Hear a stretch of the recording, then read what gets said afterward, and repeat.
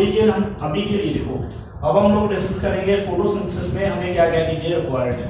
ठीक, फोटोसिंथेसिस के लिए रिक्वायरमेंट हमारे पास क्या चाहिए, दिस इज CO2, ठीक है, as a raw material, water no doubt, light, ठीक है जी, एंड हमें चाहिए क्लोरोफिल, हमें चाहिए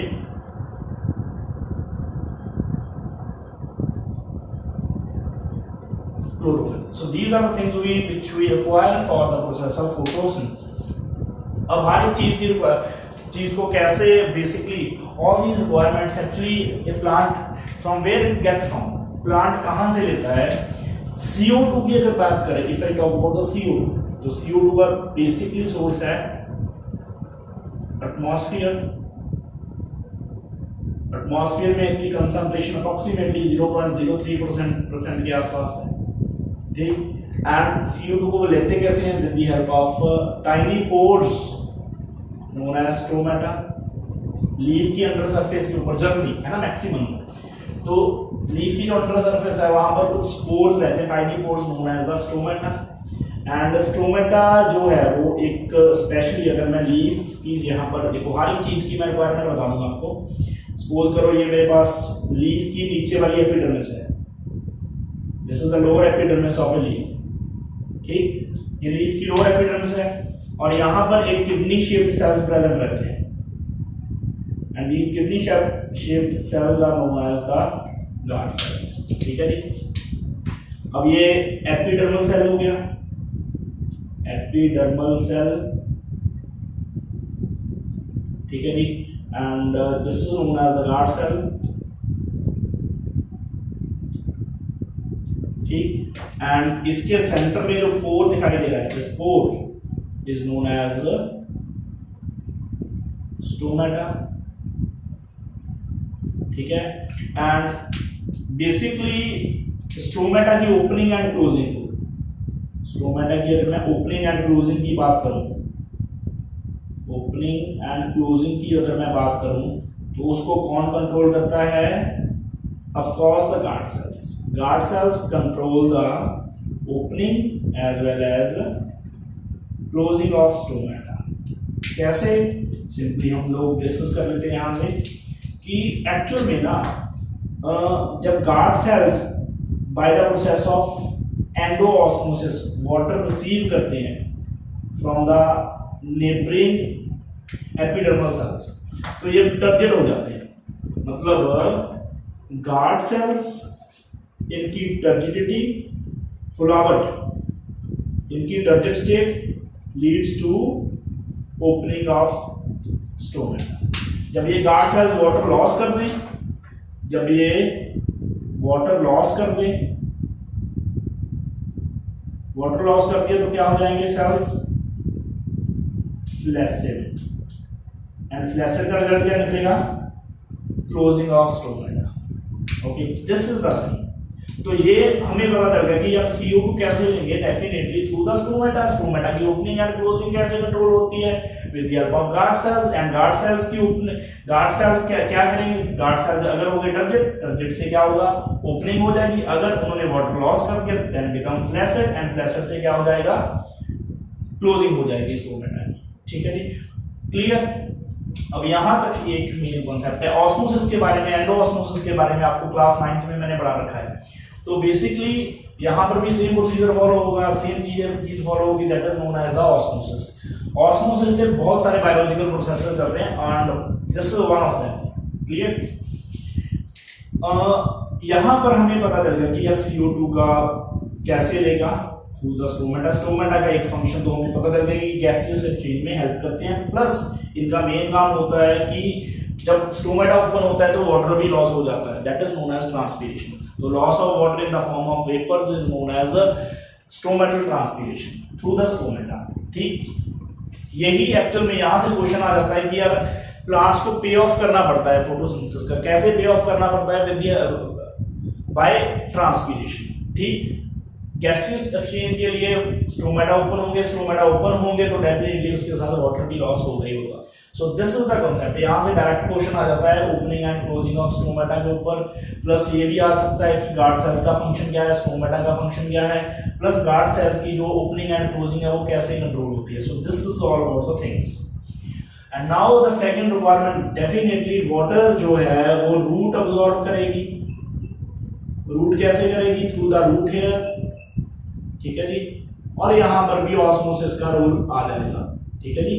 रूट हेयर के जो सेल्स होते हैं वो एपिडर्मल सेल्स की ही मॉडिफिकेशन है रूट हेयर। अभी रूट हेयर क्या के अंदर क्या सीन रहता है कि रूट हेयर का जो सेल है वो उसमें ज्यादातर सल्यूट पार्टिकल्स रहते हैं, सल्यूट कंसंट्रेशन ज्यादा रहती है। तो again bye the process of endoosmosis water की जो अब्जॉर्प्शन है वो रूट हेयर कर लेता है, ठीक है। So this is the second requirement, that how the plant fulfil the second requirement for the process of photosynthesis.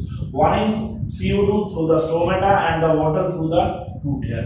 Even root hair के थ्रू जो है बेसिकली आपके जो मिनरल्स है वो भी अब्सॉर्ब होते हैं, ठीक। So this is our water two requirements. इसके बाद हम लाइट की बात करेंगे। लाइट जो है वो बेसिकली लाइट के बिना काम नहीं चल सकता। अभी ये व्हाइट लाइट आ रही है, व्हाइट लाइट भी रोल प्ले करेगी ही करेगी डेफिनेटली, है ना। तो लाइट में जो रीजन हमें फोटोसिंथेसिस के लिए चाहिए that is known as PAR, that is known as photosynthetically active region.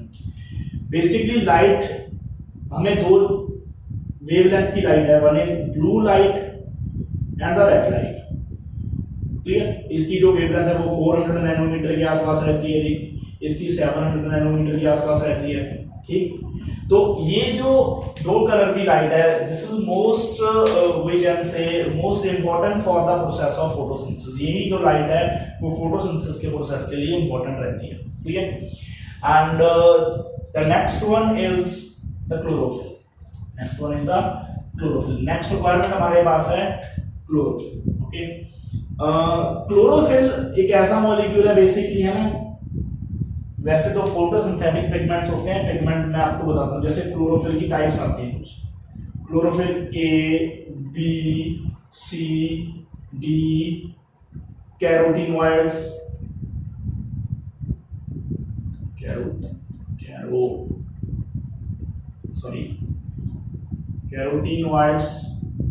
Carotenoids की टाइप्स आती हैं। इसमें आ जाते हैं कैरोटीन्स जो कि रेड कलर के हैं पिगमेंट्स, एंड कैरोटीन के अलावा एक चीज और है that is known as the xanthophyll. तो एक्चुअल में ना ये सारे के सारे फोटोसिंथेटिक पिगमेंट्स हैं, ठीक है। कैरोटीन एंड ज़ैंथोफिल्स का मेन काम होता है कि लाइट एनर्जी को ना अब्सॉर्ब करके हैंडओवर कर देना क्लोरोफिल मॉलिक्यूल को, ठीक। अभी बेसिकली अगर मैं बात करूं क्लोरोफिल, ये डिफरेंट पिगमेंट्स है। ये chlorophyll A B C D है, बेसिकली प्लांट्स में पाई जाती है ए एंड बी, ठीक। डी होती है जनरली रेड एल्गी में, ठीक, आपको बता दूं। एंड यहाँ पर कैरोटीनॉइड्स अपनी जो लाइट एनर्जी है वो अब्सॉर्ब करते हैं, अब्सॉर्ब करके वो क्लोरोफिल मॉलिक्यूल को हैंडओवर कर देते हैं, ठीक। ये जो क्लोरोफिल मॉलिक्यूल है, ठीक है, वो मैक्सिमम जो लाइट की अब्सॉर्प्शन है वो किस generally blue and red light को अब्सॉर्ब करता है। अगर इनका अब्सॉर्प्शन स्पेक्ट्रम देखा जाए, अगर हम अब्सॉर्प्शन देखी जाए तो मैक्सिमम अब्सॉर्प्शन जो है वो ब्लू एंड रेड लाइट की मैक्सिमम अब्सॉर्प्शन होती है for the process of photosynthesis. So this is all about the requirements. ये हमारी रिक्वायरमेंट्स है हमारे पास सारी की सारी फोटोसिंथेसिस के लिए, ठीक। एंड अभी हम लोग जो डिस्कस करेंगे the next topic is known as the site for photosynthesis.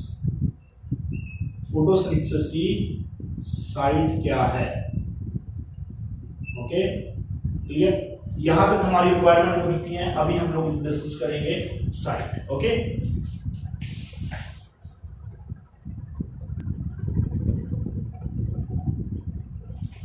हाँ जी, hello everyone. So now we will discuss about the topic site for photosynthesis. Site क्या है, जगह कौन सी है। नो डाउट फोटोसिंथेसिस की जो मेन साइट है वो प्लांट में होगी, नो डाउट, है ना। प्लांट में भी कहां पर, डेफिनेटली अगर जहां पर भी पिगमेंट जनरली प्रेजेंट रहेगा, जनरली लीफ में क्लोरोफिल नाम का पिगमेंट प्रेजेंट रहता है। लीफ के बाद कहां पर, लीफ का जो लीफ में सेल्स होंगे मेसोफिलिक सेल्स, एंड सेल्स में भी कहां पर, that is known as the chloroplast, ठीक है। So this is the main site for the process of photosynthesis, ठीक। अब अभी हम साइट को डिसाइड करते हैं थोड़ा सा, है ना, साइट को ड्रॉ करेंगे।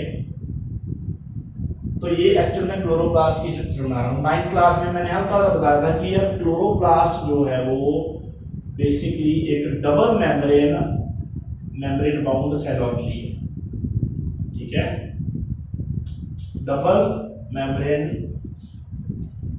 Bound cell organelle. This is the outer membrane, this is the inner membrane,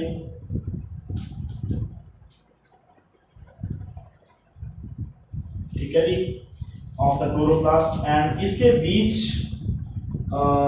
एक मेम्ब्रेन पाई जाती है, that is known as the thylakoid membrane. And ये जो इस थैलाकोइड मेम्ब्रेन है वो एक्चुअली इसमें पाइल अप हो रखी है, and these piles are known as grana.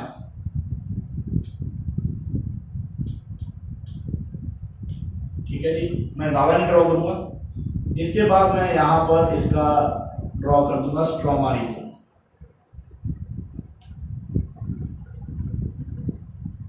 तो बेसिकली अगर मैं बात करूं तो एक्चुअल में ना क्लोरोप्लास्ट के अगर मैं बात करूं, क्लोरोप्लास्ट के अंदर दो रीजन्स हैं, one is the grana region and second one is the stroma region. बस यहीं से हमारा कॉन्सेप्ट स्टार्ट हो जाएगा, ठीक।